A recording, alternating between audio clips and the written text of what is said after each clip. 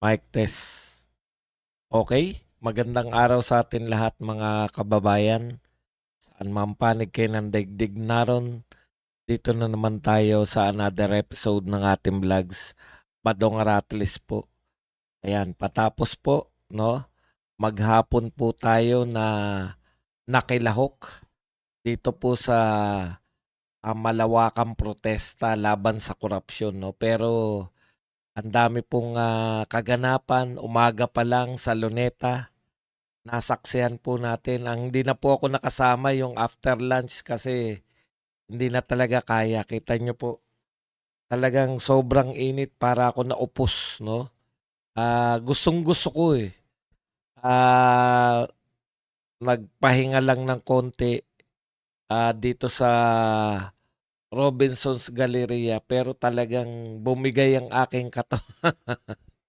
Hindi po kinaya ng ating katawan lupa. Sabi ko nga, pwede ko namang isagad sana kaya lang parang, sayang na lang halos hindi na rin ako makaano, eh, wala na rin lakas 'no. So, ayan po 'no, ayan po ang tatalakayin natin basically kung ano po yung mga panawagan. Actually nasaksihan niyo naman 'no, paliwanag lang po natin yung mga naganap at tsaka ano nga pala, nakakabilib ang kumpare natin, yung kumpare ko po, nakakabilib. Grabe.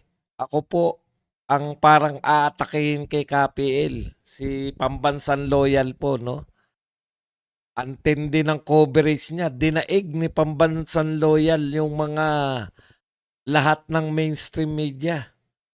Grabe, naro'n po siya kung nasaan yung aksyon. Mula umaga,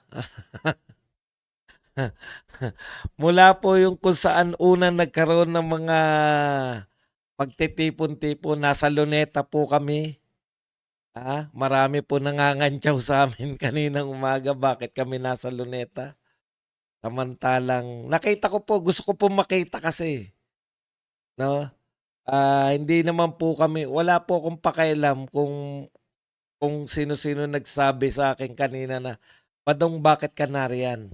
Kasi hindi ako naniniwala na 'yan ay, ang a-attend po dun sa Luneta ay organize po ng, yung Makabayan Black, hindi po, eh. Naniniwala ako na yung tao ro'n yun yung mga nanunog. Sabi na, eh, sabi na yung mga kabataang itim na yun, yung itsura po talaga yung talagang sabi ko, "May kakaiba 'to, hindi lang rally 'to." Gusto ko kasing makita, eh. Sila kasi yun, eh, yung nananawagan, yung mga hip-hop, yung mga gangsta. Yung mga fraternity, yung mga, estudyante sa iba't ibang eskuwelahan. Okey. Alam niyo po, ako sa totoo, hindi po sa'kin ano, eh, ang tingin ko po yung naganap yung mga sunugan-sunugan, yan po yung maaari sabihin niyo na binayaran yan para manggulo. Eh, ang social media po nakikita po nila yung nangyayari sa ibang bansa, eh. Inspired po sila sa bandera na lang, 'di ba, yung One Piece. Inspired po sila ng Mindiola. Mapapaliwanag ko lang po bakit hindi kayo pumunta sa Mindiola. Alam mo, Ma'am Jovan, bago tayo nagsimula, hindi na po kaya ng katawan lupa ko.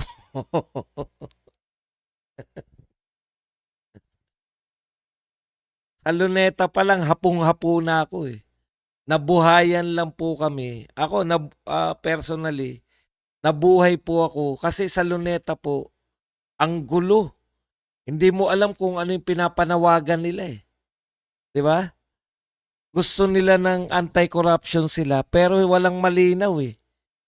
Bakit naroon si Sara Duterte, yung mukha ni Sara Duterte? Anong pakialam ng mga Duterte sa nagaganap ngayon na korupsyon sa flood control projects? Ngayon, ngayon po nagwawala yung mga tao, no? Kaya ang walang kaliwanagan yung mga panawagan po nila. Isa lang po yung may malinaw na paliwanag.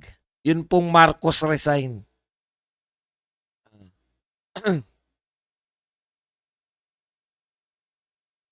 Naroon po kami. Sa totoo lang po, yung mali po yung sinasabi. Kaya ako gusto kong patunayan yun na sinasabi yung mga makabayan black yung nasa Luneta. Hindi ako naniniwala. Yan po yung ang nagparami po doon yung mga estudyante tsaka yung mga, yun nga yung mga hip-hop o ewan ko kung may iba pang tawag sa kanila.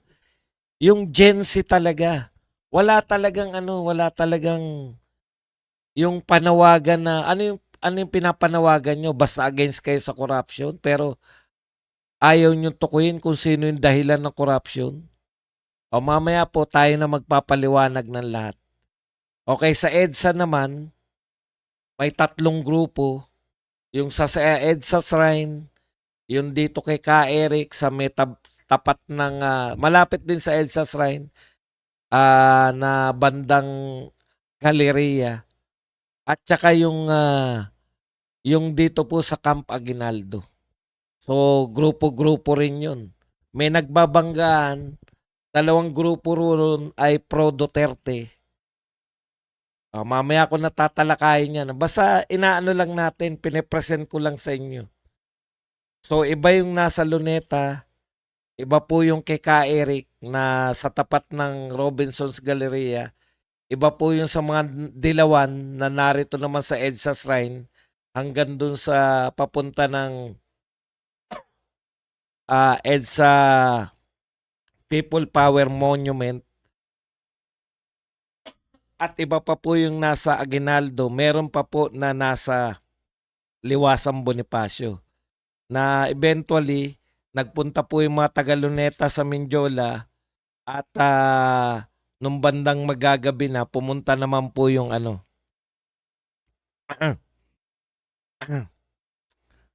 Okay. Opo, hindi ko po kinaya. Nagtataka nga ako sa sarili ko, ang tagal ko ron Yung bumuhat na lang po sa akin ng pagpunta namin sa EDSA, yung adrenaline lang po na makita mo yung malinaw na panawagan na Marcos resign. No? Sa Luneta po kasi halo-halo talaga Sabi ko, etong mga bata na to, yung mga nakaitim, doon pa lang sinasabi nila, tinanong ko anong pinaglalaban nyo? Riot. Riot daw. Riot daw yung pinaglalaban. Okay. Ito lilinawin ko po sa inyo. Pinakamaraming grupo ng mga pro Duterte. May pro Duterte po rito. Nasa Campo Aguinaldo. May pro Duterte po rito yung kasama naman ni Ka Eric. At may pro Duterte rin po yung nasa Liwasang Bonifacio. Kaya 3 po yung pro Duterte doon. Okay, pero malinaw po kahit papano. Ewan ko yung iba't ibang panawagan ng mga pro Duterte, no? Pero yung sinamahan po namin, napakalinaw po noon, no? Marcos resign. Yun po, wala nang lilinaw doon. Alam niyo po, hindi po ako manghuhula, Ma'am Elizabeth, kung ano po ang mangyayari. Ganito po, pinapaliwanag ko lang po sa inyo, no? Ano po yung naganap na. Kasi kung anong mangyayari, hindi po natin alam yan Pero yung mga naganap na. Kinukwento ko po sa inyo yung first-hand experience ko. Yan. Galing ako ng Luneta, yun, yung iba't ibang grupo. Pero alam nila na atin sila na iba't ibang grupo sila. Okay? Dito po kay Ka Eric, alam ng mga tao ron Marcos resign sila. Dito naman po sa EDSA Shrine hanggang dun sa mukhang yun yung pinakamarami. Yan po yung mga dilawan. Yan po yung mga dilawan, no? Tsaka mga artista. O kaya alam nyo na kung bakit marami. Okay. Tapos po yung nasa Liwasang Bonifacio, yan po yung Maisog. Tapos po yung sa Camp Aguinaldo naman, yan yung mga grupo ng mga retired military. Pero ang sumuporta rin po dyan, mga pro Duterte rin. Okay. So ako, hindi ko alam kung growing pains po to ng mga pro Duterte groups na may kanya-kanya pa, no? Pro Duterte na lahat. Hindi pa magkaroon ng pagkakaisa na magsagawa ng isang programa. Hindi ko alam sa mga leaders ng mga pro Duterte groups na to kung kailan sila magkakaisa ng program. Oh. Pero sila yung may pinaka malinaw na mensahe, no? Na ang mensahe kasi ng iba ang labo eh. Kaya po nalilito sila dahil pinapasukan po nila ng politics nila. Wala po nananawagan sa kanila ng Marcos resign o ibagsak. Pati nga yung mga makabayan, alam nyo po ba, isa lang po, mula nung maliit pa ako, mula nung namulat ako sa politika, isa lang po ang sigaw ng mga makabayan black na yan. Para makilala nyo lang po, no? Siyempre, hindi pa sila makabayan black ang tawag sila kanila dati. Para lang maunawaan nyo, yung makabayan black po, isa lang po sinisigaw niyan sa lahat ng pangulo. Ibagsak. Ngayon lang po sila hindi sumisigaw ng ibagsak si Marcos. O, di ba? O, tapos yung mga dilawan naman, the best po na yung na parang captured po nila yung panawagan po nila Vice Ganda, yung isoli yung pera, ganun, no? Papanagutin. O, pakinggan po natin, ito po yung sinabi ni Vice Ganda. Ikulong ang mga magnanakaw. Ito kasi yung pinaka sa tingin ko pinaka malaking panlilin lang eh. Yung ano kasi bagamat binabanatan ng mga makabayan black yung mga Marcos, binabanatan din at the same time yung Duterte, si Sara Duterte, na parang yung 125 million na ini-issue nila kay Sara Duterte, parang kasing laki ng trillion na sa flood control pa lang. Actually, hindi lang po flood control yan, di ba? Kaya nga po, trillion talaga yung pinag-uusapan nating nanenok eh. Pero po ang tingin ko, thank you very much po kay Chris Misuki na nagbigay po sa atin ng 1,600 yen. Pero ang tingin ko pong pinaka mapanlin lang ay ito pong mga dilawan na narito po sa EDSA Shrine. O, kita nyo po kasi ito po yung talagang ano eh, no, yung ang laki-laki kasi ng ano nila impluwensya dahil mga artista. Kaya ang lakas nila, tsaka yung mga pari, mga madre. Same as usual, yung mga hatak po ng mga pari at madre, hatak po ng mga eskwelahan ng mga pari at madre, yan po yun eh. Ito yung panawagan ni Vice Ganda. Ikulong ang mga magnanakaw. Para nga sa akin, hindi sapat ang kulong eh. Dapat patayin ang mga korap na magnanakaw. O, di ba? Parang, nga no. Dapat talaga yan di ba? Ibalik ang death penalty sa mga korap para patayin ang mga magnanakaw. Ikulong, patayin kahit ang mga pamilya nila. O, tignan mo naman Si Vice Ganda yan. Akalain mo ba sinasabi yan ng Vice Ganda? Parang kung sa tingin natin, no? okay 'tong pinaglalaban na 'to ng mga dilawan. Hindi lang simpleng ikulong, tigokin pa.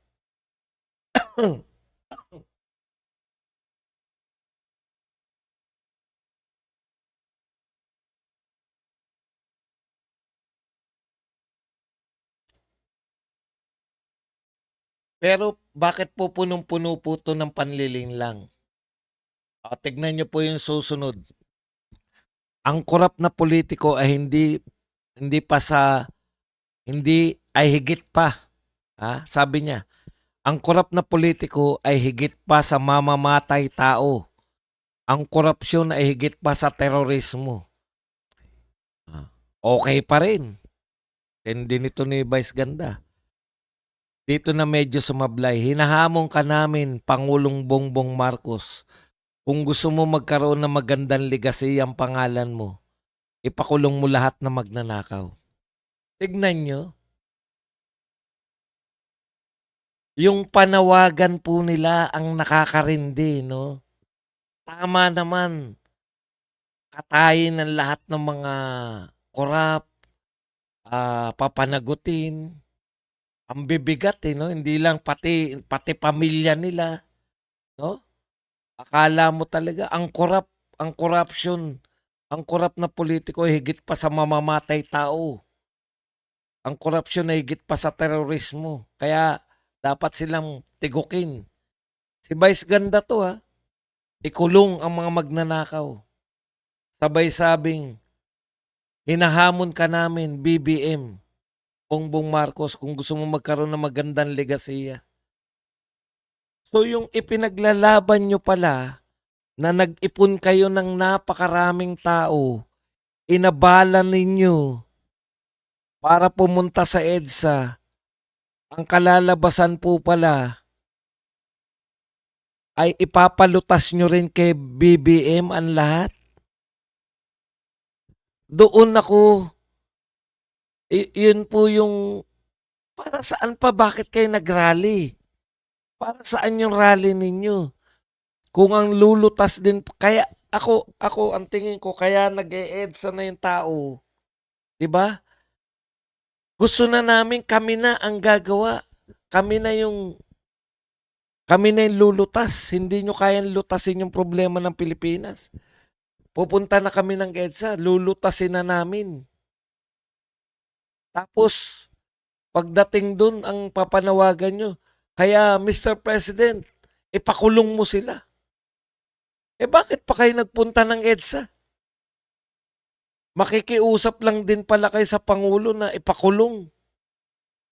Hulihin. Hindi nyo pa rin ba naiintindihan? Si BBM ang Thailand kung bakit tayo napunta sa kalagayang ganito. Si Diyos ko naman. Tapos nagpunta kayo ng EDSA para ipanawagan lang din na kumilos si BBM para lutasin niya yung problemang siya rin ang may gawa.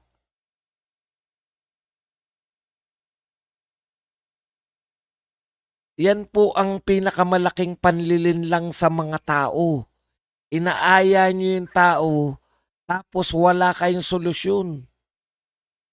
Walang malinaw. Ang gusto ninyo, papanagutin ang mga korap. Kaya BBM, papanagutin mo sila. Oh, hindi nyo ba naisip kung bakit lumawak yung problema natin sa corruption?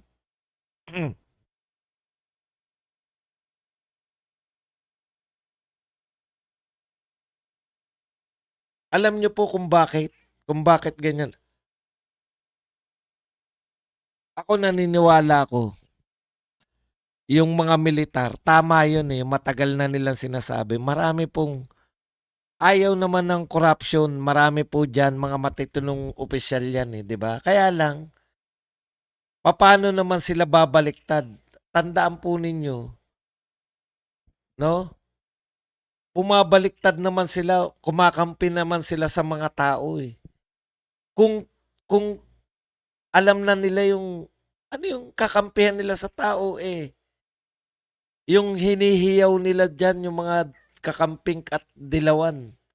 Ang sinisigaw nila ay, Mr. President pa rin. Naggawan mo ng paraan. Wala rin eh.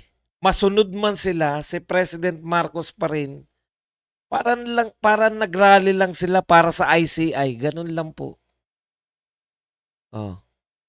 Ngayon, ang isa naman, yung mga kaguluhan naman ng mga kabataang itim, ang tingin ko, malaking problema, sabi ko na eh.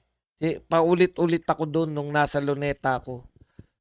Kiniklaim nyo na inyo to. 'Di ba? Sinasabi, naniwala nga marami sa inyo na kanila yung rally na yun eh.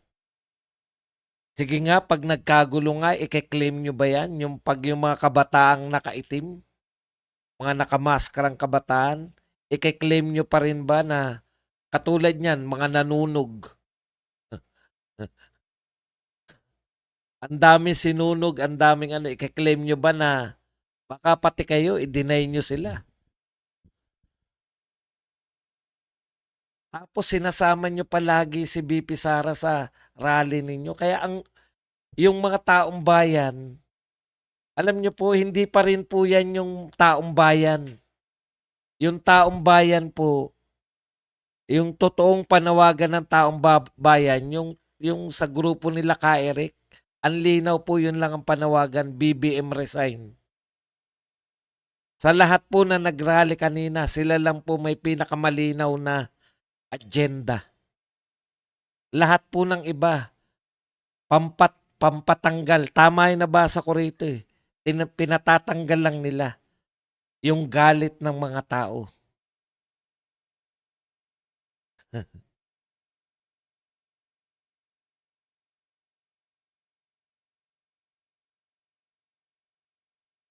No? Parang, oh sige, may ano na tayo para ma-release yung galit natin, punta tayo sa EDSA. Pero miski yung panawagan nila sa EDSA, tanungin mo sila, ano yung gagawin natin? Ano talaga yung gusto ninyo? Oh, pwede nyo ba sabihin, ang gusto lang naman namin eh umakto si Mr. President. Siya nga ang dahilan kung bakit tayo umabot ng ganito eh. Pero ang tanong ko sa inyo, bakit?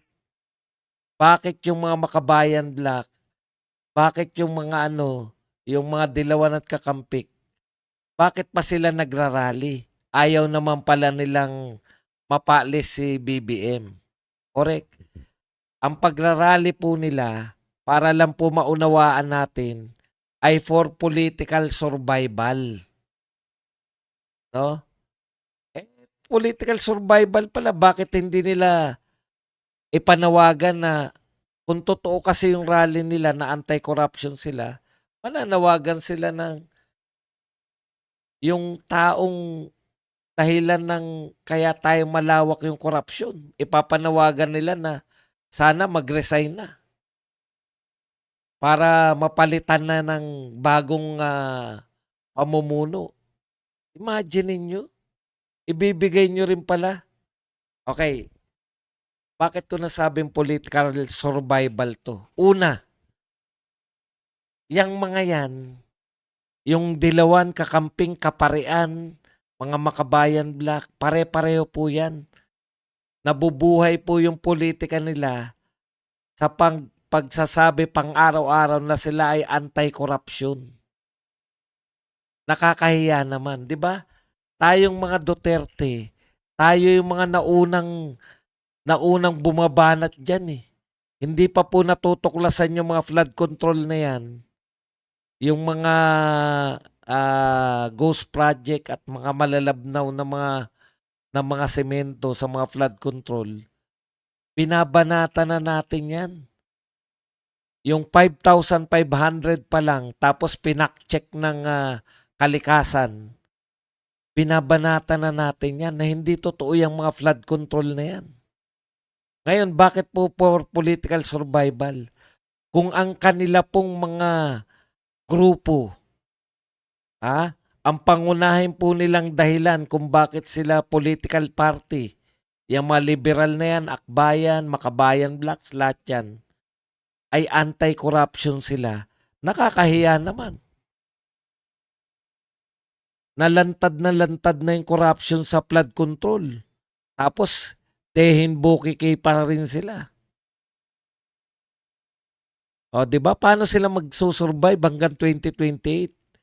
Mulat na yung tao na corrupt, punong-puno ng korupsyon ng gobyerno. Tapos, di ba hindi naman bumabanat yung mga yan? Magtapatan tayo mga kapatid. Hindi naman nila binabanatan yung corruption sa BBM government. Kahit po sa height ng corruption, ng flood control, gusto pa rin nilang i-redirect sa mga Duterte. Ang banat nga natin dyan, ang ingay-ingay ninyo sa impeachment ni Sara Duterte, ni BP Sara Duterte. Pero sa flood control project na grabe ang nakawan, tahimik kayo. Di ba? Yan yung banat natin dyan. So nakasalalay po, kinakailangan nilang umaksyon dahil nauuna pa po yung mga celebrityng magalit. Galit na po yung mga artista. Hindi po sila nagpasimuno ng galit eh. Naunahan pa sila ng mga celebrity, mga artista na magalit.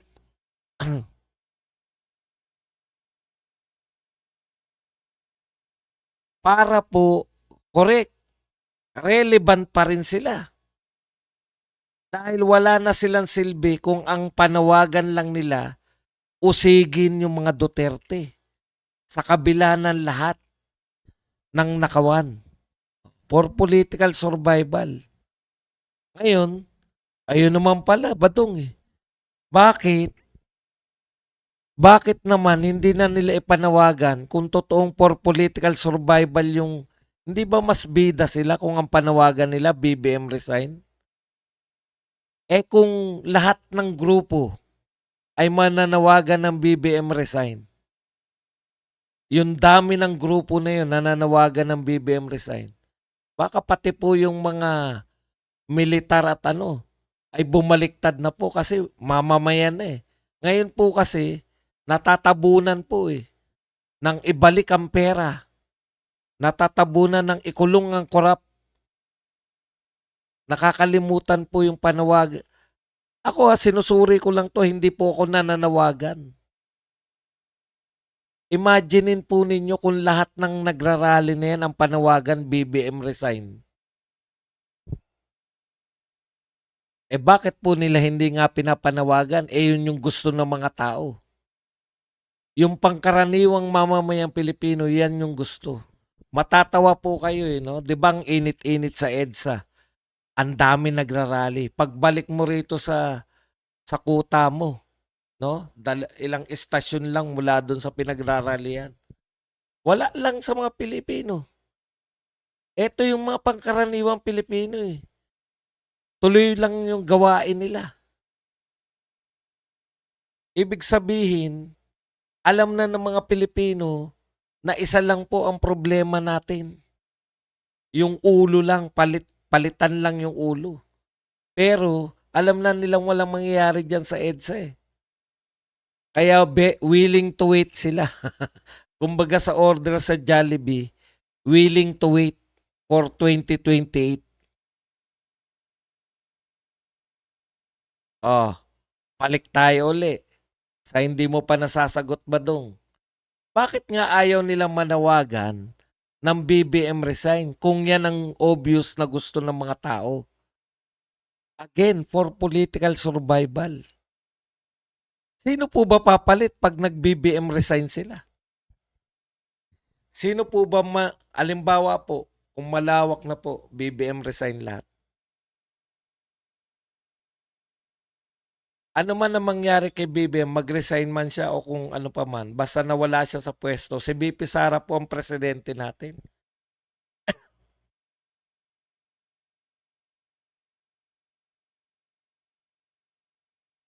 So eto po, namumulitika sila. Alam nila, alam po nila na pag si BP Sara na ang presidente, goodbye Philippines na po yung mga grupo nila. paalam Lord na sila. Sa tingin ninyo, nung si Tatay Digong, durug-durug na yung mga dilawan na yan eh. Wala na nga nananalo dyan.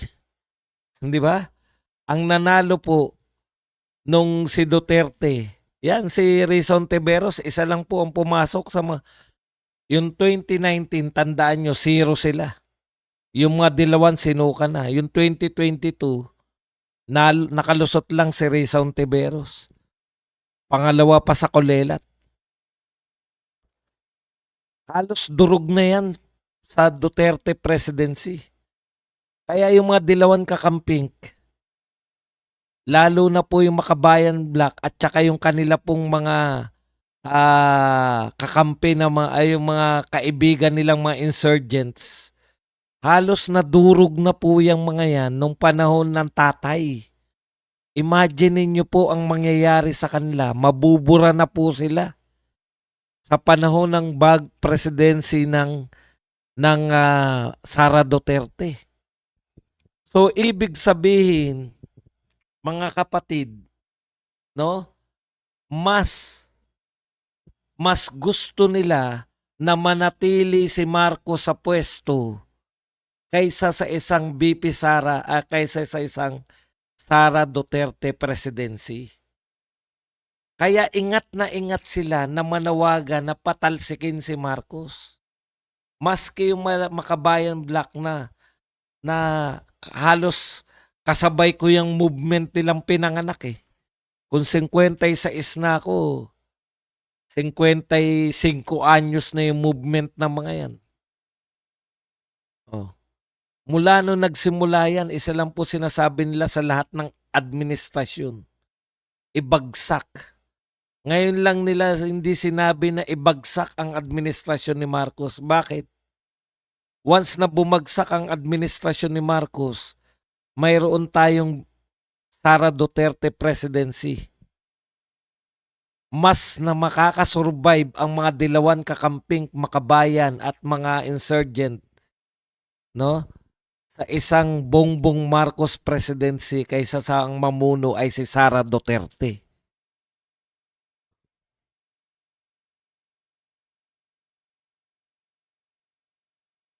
Kaya wala sila, ang panawagan nila vague. Katulad ng panawagan ni Vice Ganda. Ganun sila lahat. Galit na galit. Meron pa silang sabing patayin ang mga korap. Ipakulong ang mga korap. Isoli ang pera.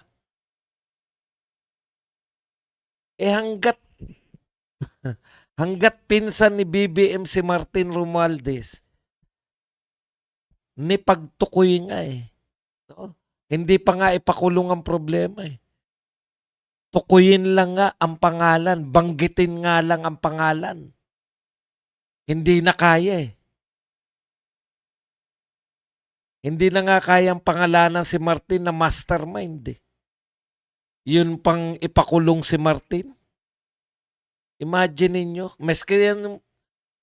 maski po yung mga dilawan kakamping Makabayan Black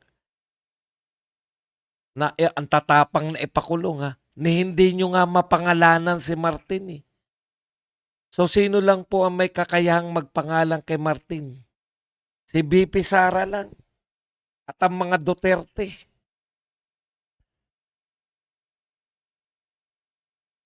Tapos sasabihin nyo pa, ikulong o kaya katayin yung mga korap o isoli ang pera. Wala nga bumabanggit sa inyo na si Martin ang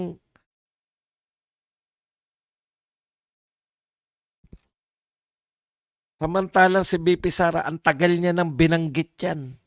Si Saldico at si Martin na may control ng budget. Hindi nyo nga masabi yung mastermind ng corruption eh. Kaya yung mga sinasabi nyo, patay ng korap, ikulong ang korap. Ano nyo ikukulong yung hindi nyo man lang kayang pangalanan? Correct. Kaya ganyan po walang direksyon po ang basta mag-rally tayo. Tutol tayo sa korupsyon, ipakita natin na tutol. Baka umaksyon si BBM. Si BBM nga po, yung kawalan aksyon ni BBM,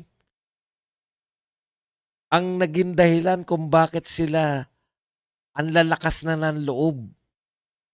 Imagine ninyo yung mga sapsap at botete na gustong ipakulong sa Senado. Sapsap at botete pa lang yan ha. Kung magpatalo sa kasino, ganun na lang. Kung bumili. Pero yun yung nireregalo, milyon-milyon sasakyan.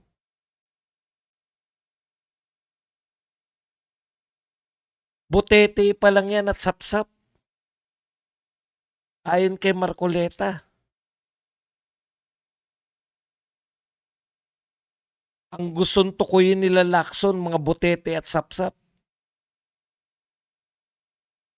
Dahil yung mga totoong mga big time na magnanakaw, jet, helicopter,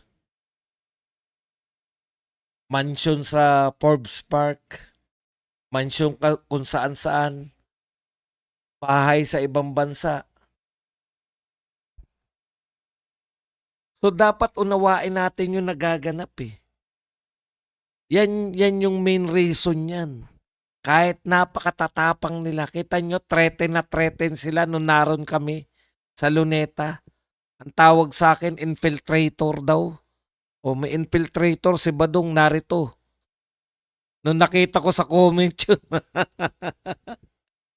Tara pre, eskapo na tayo.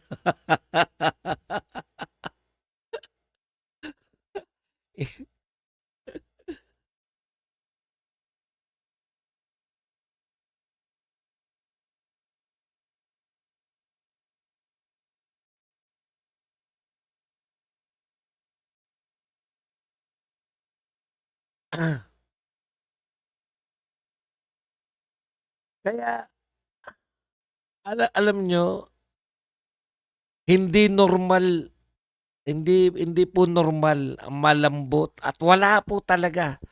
Umaten sila parang parte na, buti pa nga yung mga, yung mga kabataang itim. Alam po nila yung purpose nila eh. Magrarayot kami, sabi oh. Bata yun ha. O kita nyo hanggang gabi. Nakakabilib si KPL. Kung ako yun, unang putok pa lang, nakasakay na ako ng LRT.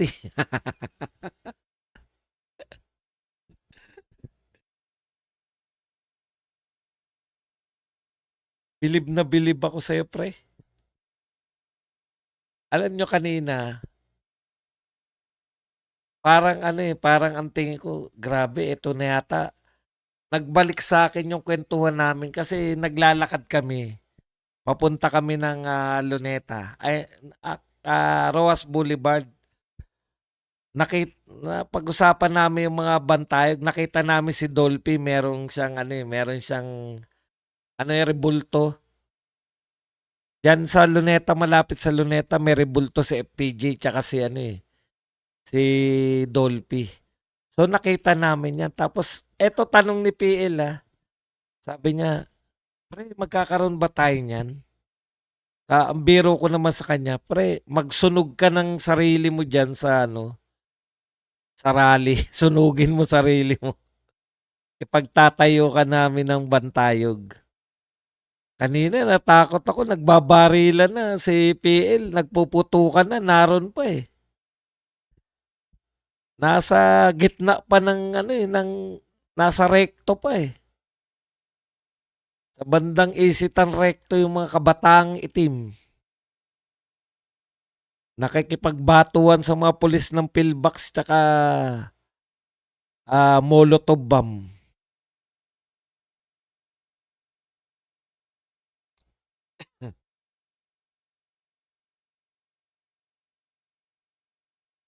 Sabi ko mukhang premonition na ni KPL yung pagbabantayog.